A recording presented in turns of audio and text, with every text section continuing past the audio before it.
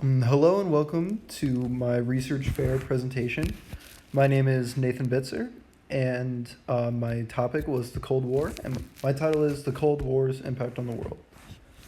And to start off, the topic I chose, as I stated, was the Cold War. I chose the Cold War because there was a lot of significance with my topic because the tensions between the United States and Soviet Union had a major impact on foreign policy issues all over the world for decades.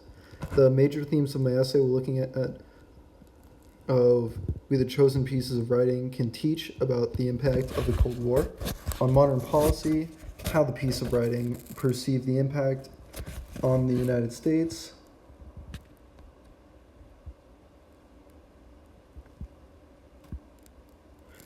the Soviet Union, and all other nations involved. Now, the methodology I used, the research I did for this presentation primarily consists of analyzing a personal selection of historical texts that align with my topic. I used a selection of full-length texts and a small collection of articles that I believe represent my topic well. Now, going on to the major works, I have each cited and a brief description.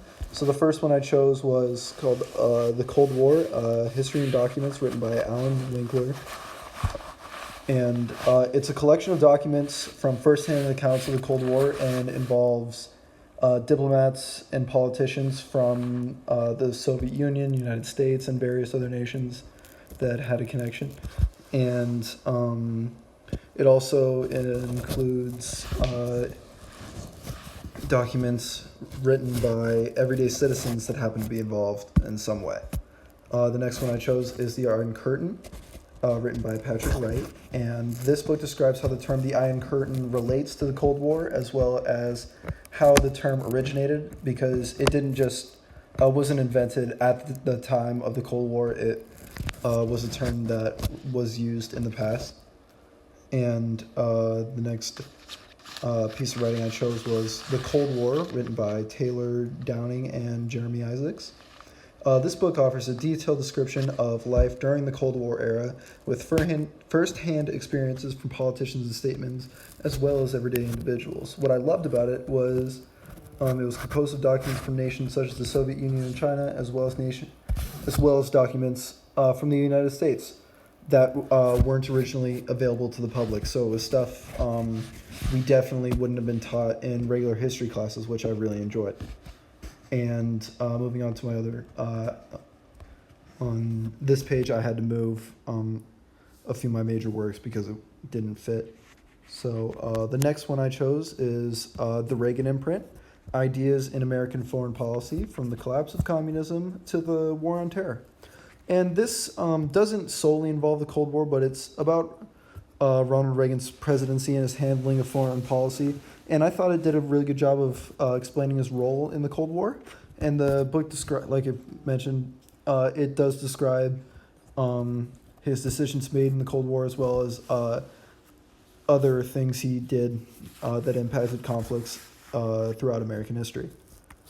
And the next one I chose is The End of the Cold War, Its Meaning and Implications.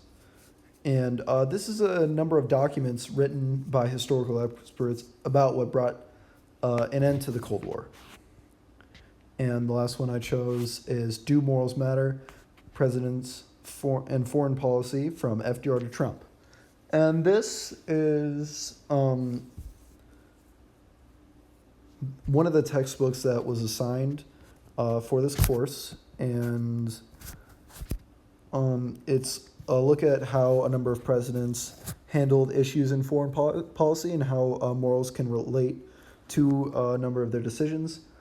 And it contains a lot of good information on the president's handling of the Cold War. Moving on to my conclusions and findings, some of the conclusions to be made from the conflict, or lack thereof, that is the Cold War includes, but is not limited to, the following.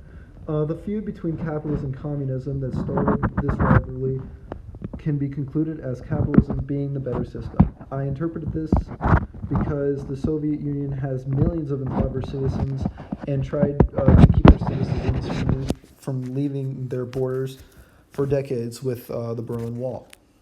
The lack of actual combat led to major developments in spy tactics and technology, and the lack of actual conflict can be attributed to the development of a huge nuclear arsenal by both nations. So the threat of actual conflict